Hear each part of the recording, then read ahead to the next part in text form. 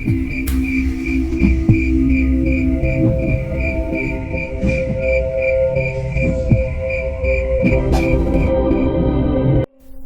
penglihatan kami, bangunan ini dipenuhi oleh berbagai macam roh dan berbagai jenis jin, seolah tempat itu memang wilayah mereka sejak dulu.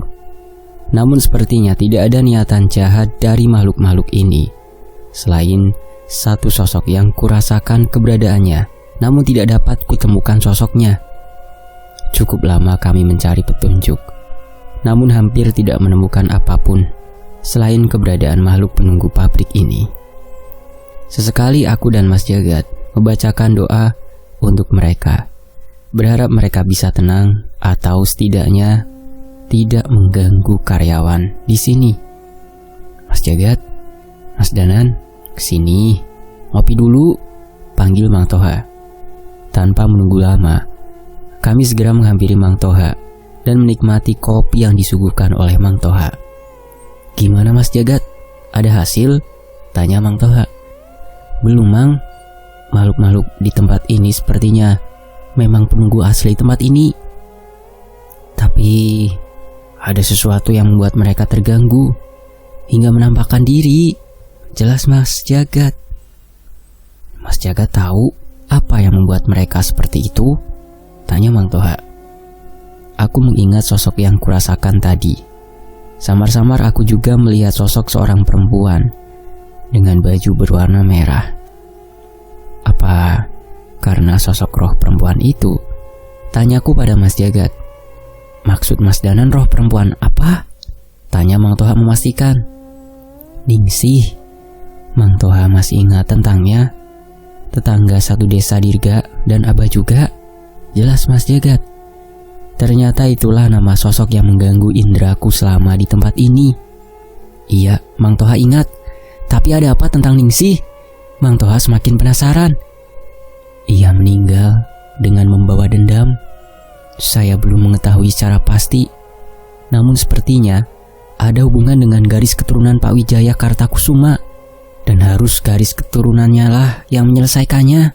Jelas Mas Jagat. Mang Toha sedikit berpikir. Sepertinya ia juga mengetahui sesuatu tentang ucapan Mas Jagat. Maaf Mang Toha, memangnya sosok roh Ningsih itu sering muncul di mana? Tanyaku yang belum menyerah untuk mencari petunjuk. Oh iya Mas, pernah ada karyawan yang melihat sosok roh Ningsih di dekat tumpukan kayu di samping pabrik. Tapi punten, Mang Toha tidak tahu apa yang kalian cari ada di sana. Jelas Mang Toha. Aku dan Mas Jagat saling menatap dan segera menghabiskan kopi ini untuk mengecek ke tempat ini. Kali ini Mang Toha menemani kami menuju tumpukan kayu ini. Mas Jagat, ngerasain sesuatu? Tanyaku. Mas Jagat menggeleng, namun ia mengambil dan memandangi sebuah tali yang terlihat berbeda dari tumpukan tali lainnya di tempat itu. Mang Toha, seandainya Mang Toha tahu sesuatu, sebaiknya segera beritahu ke keluarga Pak Jaya yang bisa dipercaya. Sosok roh seperti ini akan mudah dimanfaatkan oleh dukun atau roh jahat, kata Mas Jagat tiba-tiba. Ia menggeser beberapa tumpukan kayu dan menemukan sebuah lubang yang tertutup oleh tanah dan berbagai benda secara berantakan. Tangannya merogoh lubang itu dan mengeluarkan sebuah benda menyerupai kain kafan lusuh. Ia merogoh lagi dan menemukan beberapa benda seperti tulang belulang hewan, pengerat, hingga akhirnya tangan Mas Jagat keluar dengan menggenggam benda seperti pecahan warangka atau sarung keris. Danan, ini! Mas Jagat menunjukkan temuannya itu. Iya Mas, benar. Ini yang kita cari. Pantas saja kita tidak bisa merasakan benda ini. Sepertinya dukun itu menggunakan ritual dan benda-benda khusus untuk menyembunyikan keberadaan benda ini, dan agar benda ini kehilangan kekuatannya secara perlahan. Aku mencoba mengutarakan pendapatku, sementara Mas Jagat terus mengumpulkan pecahan warangka yang samar-samar memancarkan kekuatan putih, walau mulai melemah. Aku mengambil sepotong kain dari tas yang telah kupersiapkan dan mengumpulkan pecahan itu. Mang Toha, sebelumnya ada seorang dukun yang memanfaatkan kekuatan hitam dari dendam Ningsih untuk memancing keluar sosok berbahaya dari keris yang disegel oleh benda ini. Mang Toha harus berhati-hati. Bisa jadi hal ini akan terulang lagi, kata Mas Jagat. Terus kami harus bagaimana, Mas Jagat? Tanya Mang Toha. Saya akan cari tahu. Tapi sebelumnya, ada masalah yang cukup besar yang harus kami tangani. Tapi seperti yang saya bilang, hanya garis keturunan Pak Jaya yang bisa menghentikan permasalahan di pabrik tahu ini. Untuk sementara, kami sudah mendoakan roh di tempat ini. Setidaknya, mereka tidak akan melukai karyawan, walau sering menampakkan diri, kata Mas Jagat. Baik Mas Jagat, saya akan coba sampaikan. Terima kasih banyak Mas, kata Mang Toha. Kami yang berterima kasih Mas. Kami mendapatkan petunjuk baru dari permasalahan kami di sini, jawabku. Tak lama setelahnya, kami segera pamit dan meninggalkan pabrik tahu itu. Pabrik tahu milik keluarga Wijaya Kartakusuma yang masih menyimpan banyak misteri. Namun kami percaya, pasti akan ada seseorang dari keluarga itu yang mampu memecahkan misteri itu.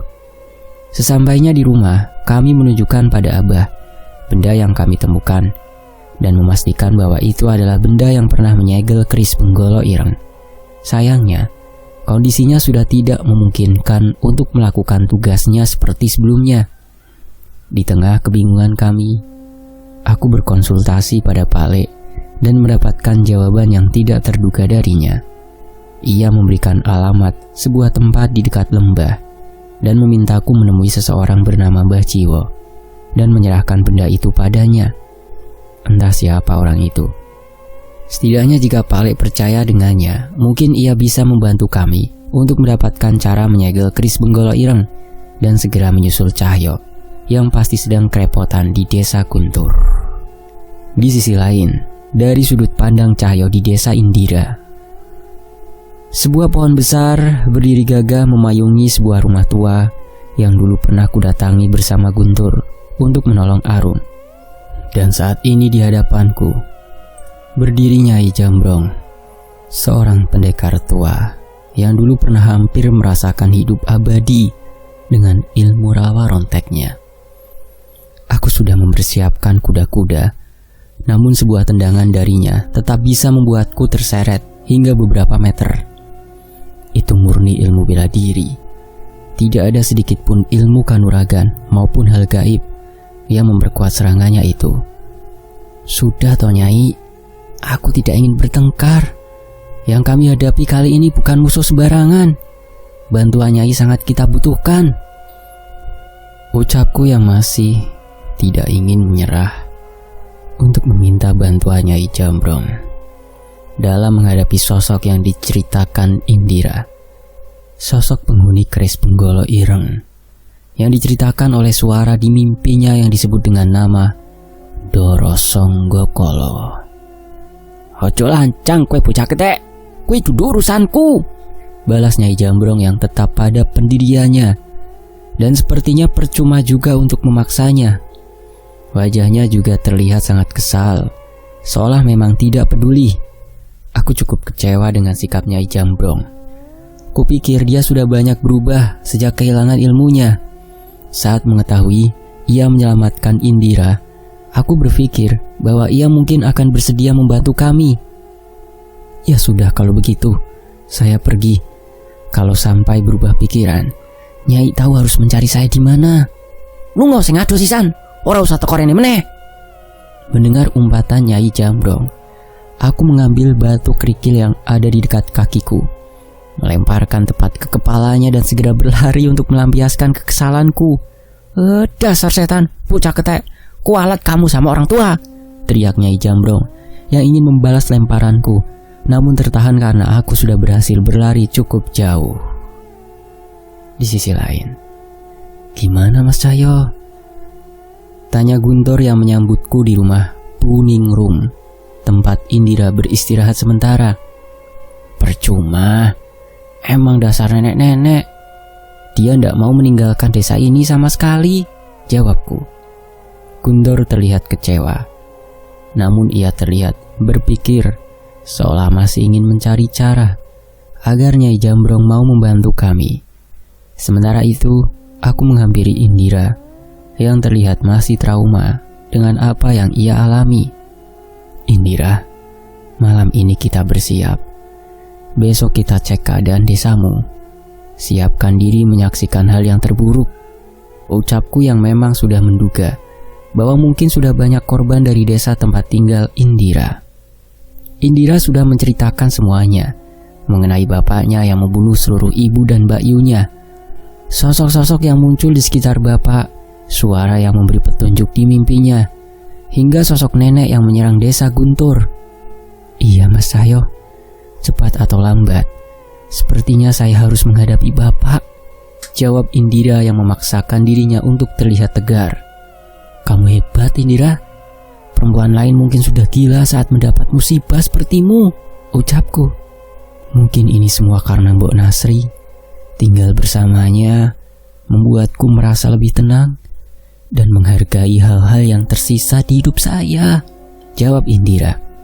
Iya, Indira juga menceritakan saat ia ditolong oleh Mbok Nasri dan tinggal bersamanya. Seorang wanita parubaya yang hidup sendiri dengan kesederhanaannya. Mungkin saja ilmuku dan Danan tidak mampu untuk memulihkan trauma yang dialami oleh Indira. Tapi keikhlasan seorang Mbok Nasri dengan kesederhanaannya malah justru bisa menguatkan Indira hingga seperti ini. Ya sudah, sebelum berangkat, besok jangan lupa pamit ke Mbok Nasri ya, ucapku mengingatkan Indira yang dibalas dengan sebuah anggukan. Kamu gimana Tor? Jadi mau ikut? Tanyaku pada Guntur yang katanya sudah berguru kepada Nyai Jambrong dan setidaknya memiliki ilmu untuk melindungi diri. Mbak Mas, nggak jadi. Aku di sini saja, jawab Guntur yang berbeda 180 derajat dari sebelumnya. Mungkin ia telah menyadari sesuatu. Pilihan bijak. Kamu sudah tambah dewasa, kataku mencoba memuji Guntur. Berarti sekarang sudah bisa disebut dukun kayak Mas Cahyo kan? Ucap Guntur spontan. Aku segera menoleh ke arahnya dengan wajah kesalku dan melempar sarungku. Siapa yang kamu panggil dukun? Enak wae. Lah kalau bukan dukun nyebutnya apa? Tanya Guntur yang aku tahu dengan jelas maksudnya untuk meledekku. Pendekar lah. Pendekar Ketela Swetan Cahyo dari Trah Rojo Bedes, balasku membalas ledekannya. Tak kehabisan akal, Guntur segera menghampiriku dan menangkupkan tangannya di depan kepalanya. Pendekar, izinkan aku bergabung dengan Trah Rojo Bedes. Saya pastikan Trah kita akan menguasai tanah Jawa. Ucapnya menirukan suara-suara pendekar di film-film kolosal. Sontak kami satu rumah tertawa dengan tingkah laku konyol dari Guntur.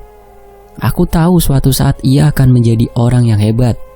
Namun yang lebih aku harapkan bahwa orang-orang hebat itu sudah tidak diperlukan lagi, karena yang kuharap tidak ada lagi orang yang menyalahgunakan sosok dan ilmu berada di luar batas manusia. Aku mengabari Danan mengenai cerita dari Indira dan kondisi desa Guntur yang sudah dibersihkan. Ia akan menyusul ke desa Indira setelah menemui seorang bernama Bah Jiwo yang kata Pak Le bisa membantu memulihkan benda yang pernah menyegel keris Penggolo Ireng. Malam itu, aku mencoba terakhir kalinya untuk meminta pertolongan Nyai Jambrong dengan mencoba menghampirinya kembali ke dalam hutan. Tapi sebelum sampai ke kediamannya, terdengar suara yang cukup berisik. Aku mencoba mendekat, namun yang terlihat di sana adalah Guntur yang sebagian tubuhnya lebam oleh serangan Nyai Jambrong. Eyang, serang lagi! Teriak Guntur yang dibalas dengan tendangan yang cukup kuat, namun bisa ia hindari dengan gerakannya yang cukup lincah. Namun tetap saja, serangan terakhir Nyai Jambrong berhasil mendarat di tubuhnya. Walaupun sempat ditahan, serangan itu berhasil membuat Guntur terseret sepanjang beberapa meter. Sudah, nggak usah bertele-tele. Mana mungkin bocah pemalas kayak kamu kesini malam-malam untuk berlatih, teriak Nyai Jambrong yang sepertinya sudah membaca maksud Guntur. Guntur membersihkan debu yang ada di tubuhnya dan kembali mendekat. Aku sudah cukup kuat kan, Eyang? Bukan berarti kamu bisa sombong. Bukan itu, Eyang. Guntur akan ngejagain Arum selama Eyang pergi. Jadi tolong bantuin Mas Cahyo. Dia pasti kewalahan. Seketika aku kaget dengan perkataannya. Rupanya Guntur melakukan hal ini agar Nyai Jambrong mau membantuku. Kamu jangan sombong dan jangan salah sangka. Bocah ketek itu lebih hebat dari yang kamu pikirkan. Sudah sana pulang, perintah Nyai Jambrong. Tapi Eyang, Guntur ngerasain perasaannya nggak biasa. Ini bahaya yang besar, ucap Guntur yang terus berusaha memaksa. Sudah, kamu pulang sana. Kenapa sih Eyang masih keras kepala nggak mau nolongin Mas Cahyo? Eyang bilang sana pulang, bukan bilang nggak mau nolongin kan? Nyai Jambrong menjawab sambil melangkah meninggalkan Guntur masuk ke dalam rumahnya. Mendengar ucapan Nyai Jambrong itu, Guntur sedikit tersenyum dan terduduk. Sepertinya pertarungan tadi sudah berlangsung cukup lama hingga menguras tenaganya. Aku tidak dapat mengerti jalan pikiran Nyai Jambrong. Mungkin saja ia punya caranya sendiri untuk menolongku. Namun, sebaiknya aku tidak berharap banyak dari seseorang yang sebelumnya adalah pengguna ilmu hitam yang telah menghabisi banyak nyawa hanya demi ilmu. Sebaiknya aku tidak perlu lagi mencampuri mereka. Mungkin lebih baik hari ini aku beristirahat total untuk mempersiapkan perjalanan besok. Lagi pula masuk angin yang kudapat selama perjalanan dengan mobil Mas Jagat saat ke rumah Dirga juga belum pulih sepenuhnya. Sepertinya ini hukuman karena terlalu banyak sok bertingkah keren. Aku mengantar Indira ke rumah Mbok Nasri, yang sekaligus merupakan warungnya untuk berjualan sayur. Terdengar percakapan tulus antara mereka berdua yang saling khawatir dengan keadaan masing-masing. Duk, kamu harus hati-hati pokoknya. Kalau bingung mau kemana, kamu pulang ke sini saja ya, Nduk. Indira sudah jadi anak Mbok, ucap Mbok Nasri. Tanpa sadar aku tersenyum mendengarnya. Iya Mbok, Indira pasti kembali ke sini. Doain Indira ya Mbok, pamit Indira yang mencium tangan Mbok Nasri sebelum pergi. Aku menghampiri Mbok Nasri dan melakukan hal yang serupa. Tenang saja Mbok, saya yang jaga Indira. Mbok tenang saja dan bantu doa ya. Iyo nang, titip Indira yo. Mbok Nasri menatap mataku dan menepuk pundakku seolah menitipkan anaknya sendiri padaku. Perjalanan kami rupanya cukup panjang, hingga baru sampai di desa Indira pada tengah hari. Sebuah desa kecil, namun setiap rumahnya memiliki lahan yang cukup besar, dengan rumah joglo yang menjadi bangunan utamanya. Rumah Indira merupakan salah satu yang terbesar di sana dan cukup mencolok. Menurut ceritanya, keluarganya memang cukup berada dengan penghasilan dari hasil sawah miliknya yang digarap oleh warga desa. Namun anehnya saat ini, hanya keheningan yang ada di desa ini.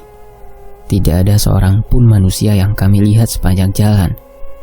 Saat kami semakin masuk ke dalam, beberapa rumah sudah ditutup garis polisi dengan kondisi bangunan yang berantakan. Ini rumah kepala desa, kata Indira yang mencoba mengintip ke dalam. Namun ia keluar dan menggeleng, menandakan tidak ada apapun di sana. Di beberapa tempat terdapat penanda yang digambar untuk menandakan pernah ada korban terbaring di sana. Bercak darah juga terlihat di beberapa tempat. Hanya dengan melihat ini semua, kami langsung menyimpulkan bahwa kejadian mengerikan sudah terjadi di tempat ini. Mas, ada suara aneh yang manggil Indira, Mas. Suaranya ada banyak, ucap Indira tiba-tiba. Mereka bilang apa, Indira? Banyak, Mas. Ada yang menyuruhku kembali ke rumah, ada yang melarang, dan ada yang menyuruhku mati. Aku mencoba melihat keadaan sekitar. Namun keadaan di siang ini membuat sosok-sosok itu enggan muncul di hadapan kami. Kita periksa ke rumahmu dulu. Rumah Indira tertutup garis polisi yang sepertinya sudah dipasang cukup lama. Mau tidak mau, kami harus melanggar garis itu dan memasuki rumah joglo yang cukup besar dengan cukup banyak ruangan di dalamnya. Aku mencari satu persatu sosok yang mungkin masih tertinggal di sini namun sama sekali tidak ada petunjuk. Keadaan semakin miris ketika terlihat dengan sangat jelas ada bekas darah di lantai, yang kemungkinan berasal dari tubuh seseorang yang diseret keluar rumah. "Di situ Mas ruangannya," tunjuk Indira yang perasaannya mulai goyah karena mengingat kejadian itu. Sebuah ruangan yang sepertinya dulunya merupakan sebuah ruangan rahasia yang tertutup lemari besar. Aku melangkah masuk ke dalam, namun seketika sebuah ingatan masuk ke dalam pikiranku.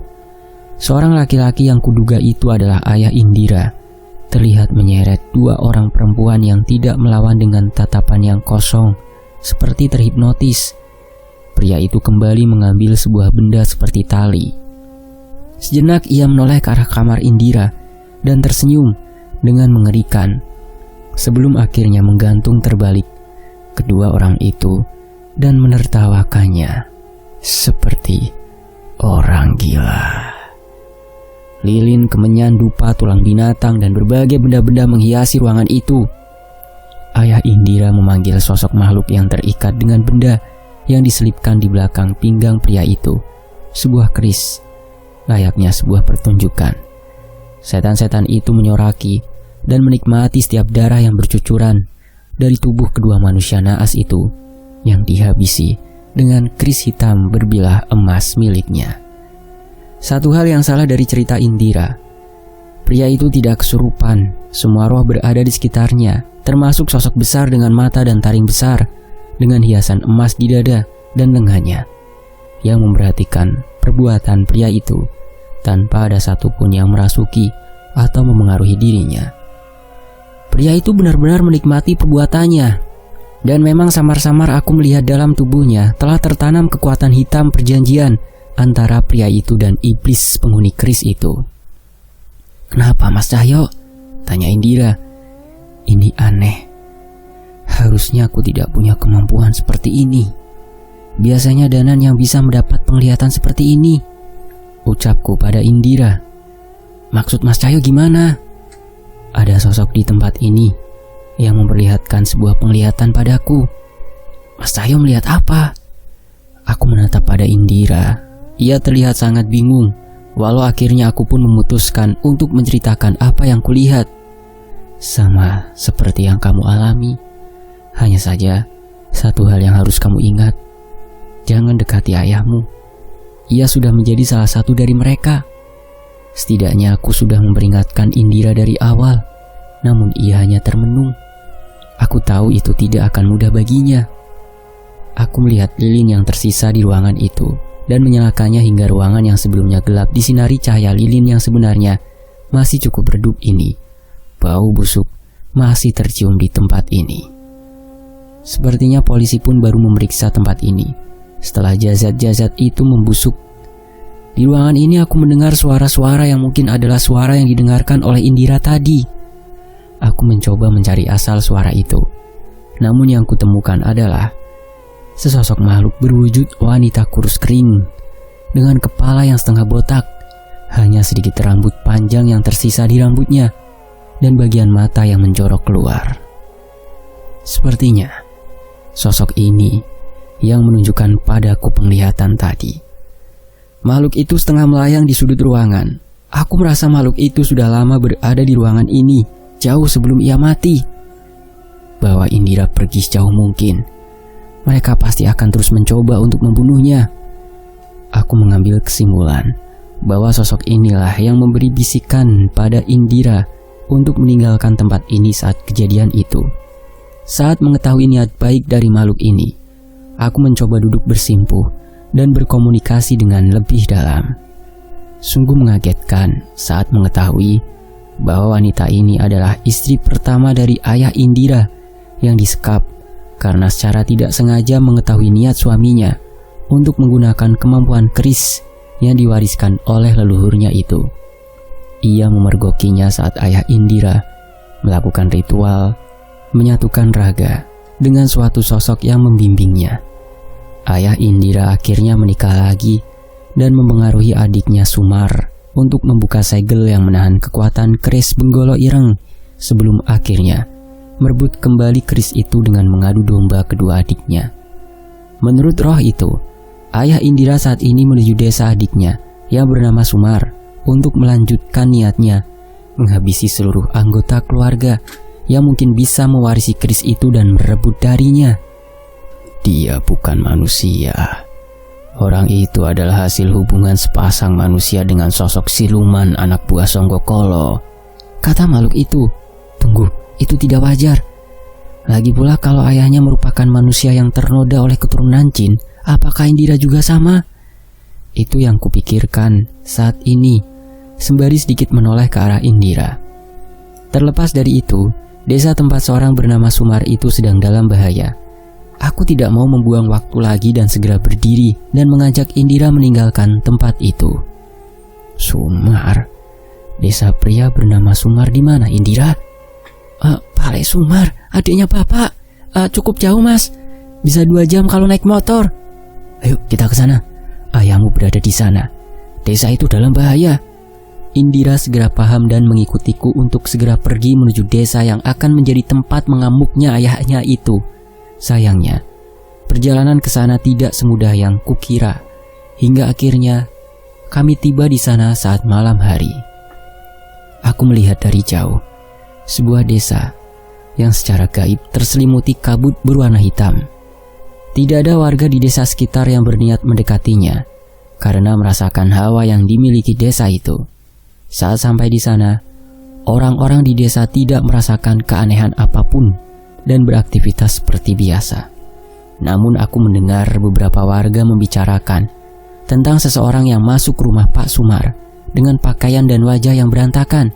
Sialnya, sebelum sempat melakukan apapun, tiba-tiba terlihat seseorang terpental dari sebuah rumah yang cukup besar. Itu Pak Sumar? Ucap Indira yang melihat seorang pria dengan darah yang berceceran membasahi bajunya. Sialan kau Darmijo, ternyata ini alasanmu merebut keris itu dari kami, ucap Pak Sumar yang diakhiri dengan darah yang bermunceratan dari mulutnya. Aku menduga semua orang di rumahnya sudah mati oleh perbuatan ayah Indira. Melihat hal itu, warga menjadi panik. Sebagian warga berlarian dan sebagian mencoba menolong Pak Sumar. Namun saat itu juga seluruh warga yang mencoba menjauh segera terhenti. Pocong, itu pocong. Ada genderuwo, di sini ada genderuwo. Aku menoleh ke seluruh arah desa. Terlihat saat ini desa sudah dikepung dengan sosok makhluk-makhluk yang menahan warga untuk meninggalkan desa. Ini sama seperti di desa Guntur kemarin, Mas. Makhluk-makhluk itu adalah pengikut sosok penghuni keris itu, cerita Indira. Indira, jangan jauh-jauh dari saya, ucapku yang segera berlari menuju Pak Sumar yang mulai sekarat. Sialnya, ayah Indira yang ternyata bernama Darmijo itu tidak mau menunggu dan menghunuskan kerisnya ke arah Sumar hingga ia mati dengan mata yang masih melotot. Tak cukup sampai di situ, Darmijo, ayah Indira, juga menghabisi orang-orang yang mencoba menolong Pak Sumar dengan menghujamkan kerisnya tanpa ampun ke mereka.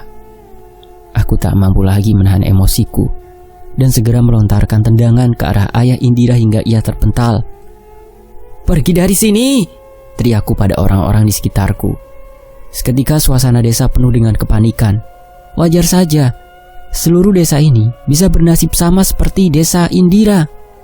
Bapak, hentikan! Indira ikut berteriak, mencoba menghentikan ayahnya. Namun bukannya berhenti, ayahnya malah tersenyum dan mendekat ke arah Indira. Mengerikan, terlalu mengerikan. Hanya dengan tatapannya tiba-tiba mata Indira memerah dan perlahan mengeluarkan air mata darah. Ia mencoba berteriak, namun terhenti dengan nafasnya yang terlihat sesak. Aku tidak bisa tinggal diam dan segera membacakan doa dan memanggil ruh Wonosuro. Sekuat tenaga aku menghujamkan pukulan untuk menghentikan mantra yang menyerang Indira. Indira kembali mendapatkan nafasnya dan terjatuh di tanah. Ia berusaha mengatur nafasnya dan memastikan penglihatannya. Aku tahu, aku tidak punya waktu untuk menolongnya. Ayahnya sudah bersiap kembali menyerangku dengan keris yang tergenggam di tangannya. Pak, dia anakmu, darah dagingmu, sadar! Teriakku yang mencoba mengalihkan perhatiannya menjauh dari Indira. Namun sepertinya ia tidak peduli dan terus mengincar Indira. Aku tidak mau mengambil resiko dengan menyerangnya bertubi-tubi dengan kekuatan dari Wonosuro. Namun tidak seperti tadi. Kini semua seranganku tertahan dengan kekuatan hitam yang menyelimuti tubuhnya. Sepertinya serangan fisikku tidak mampu menembus kekuatan ini. Bersambung. Nantikan bagian berikutnya hanya di Fakta Sejarah. Demikianlah bagian keempat keris Benggala Ireng dari Mas Yoseda. Terima kasih semuanya. Wassalamualaikum.